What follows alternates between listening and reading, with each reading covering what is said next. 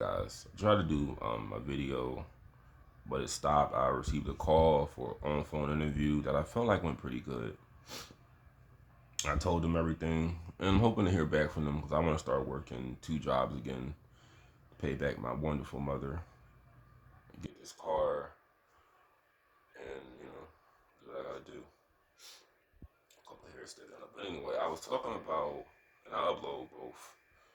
So I feel like we need we need a town that so we don't fall off because where I feel a lot of Christians mess up at is being around a lot of non-Christian people. Now, a lot of us are not that experienced. The people that are just starting out like me, we're not experienced to deal with people that have contrary beliefs. People that may take us off, get us angry. We're not. I'm not there yet. I mean, people that have been believing for 40, 50 years, they're at that level. But the people that aren't, you need, and just think about this. You need Christian energy to start you off. If you're around like-minded people, if you're around people that think just like you're less likely to fall off with your beliefs. They're obviously, I'm not going to name these sins, these transgressions in the video, but there are things that we don't believe in, right? In our faith. If it doesn't exist in the town, right? In the town I would love to see happen, if it didn't exist there, you won't be able to do it if it doesn't exist. If you have urges of doing something immoral, wicked, you won't be able to do it because it won't exist in the town I'm talking about. And I think y'all know what I'm talking about. Like there will be no what Las Vegas is, what they call Sin City. There would be nothing in my town that's available in Sin City unless you choose to go there. But you're less likely to fall off with your with your faith if you're not around the things that can mess you up. And not everybody's perfect, but just think about that. If you're not around something, like if you're not around, you know what, you're not going to feel tempted to do anything because you're not around it. If you're around men that look like men, and you're around women that cover themselves and respect themselves, you're not going to feel tempted to do anything that will put you in that fallen state. But in my town, I'm just speaking. This won't come into actual existence, but I would have a town where people of all colors who believe in God and want to see how the Bible tells us to live our lives.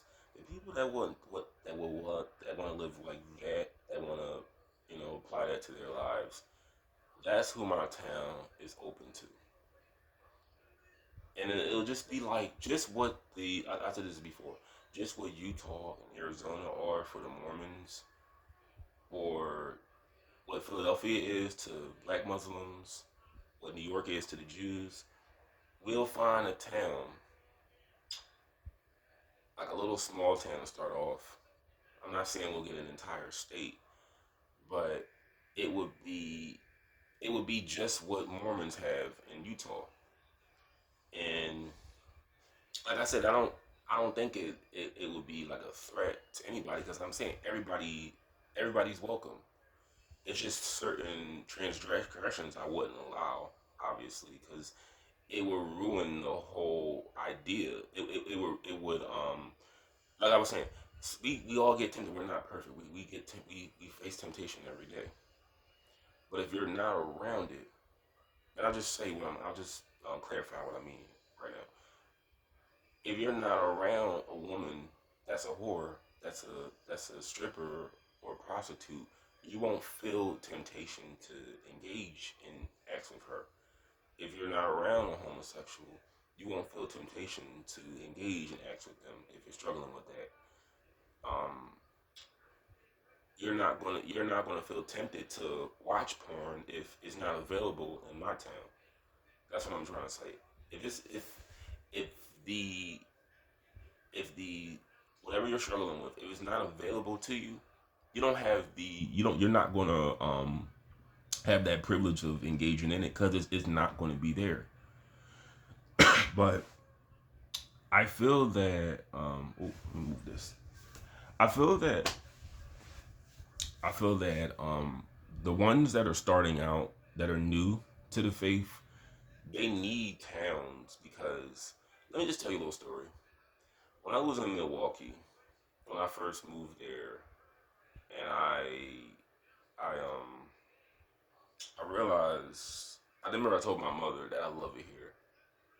I feel like I needed to move to feel more at peace.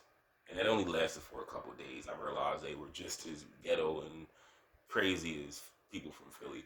But that feeling that I had of just, I looked at them as people and I didn't look at them any differently. Only until I saw who they were, their true colors. I, I felt like you'll have that same feeling. Let me put it like this. I was thinking about this when I was on the train yesterday. You won't feel the need to be like God says, don't be anxious, don't be angry, don't show wrath, don't well, it's the same thing. Don't judge people, don't be racist.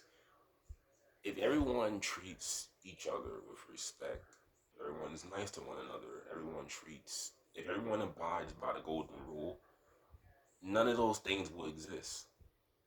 It's almost like when you're a baby, when you're like 3 years old, everyone is nice to you. You don't feel. I never met a racist 3 year old because those things you're not. You don't have the room. You're not gonna.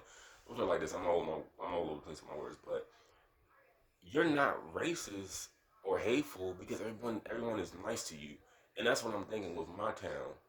If everyone treats everybody the same, I'm not saying things will be perfect, but if everybody treats everybody the same, you know that emotion of hate and anger or whatever you want to call it, it won't exist because we all treat each other right.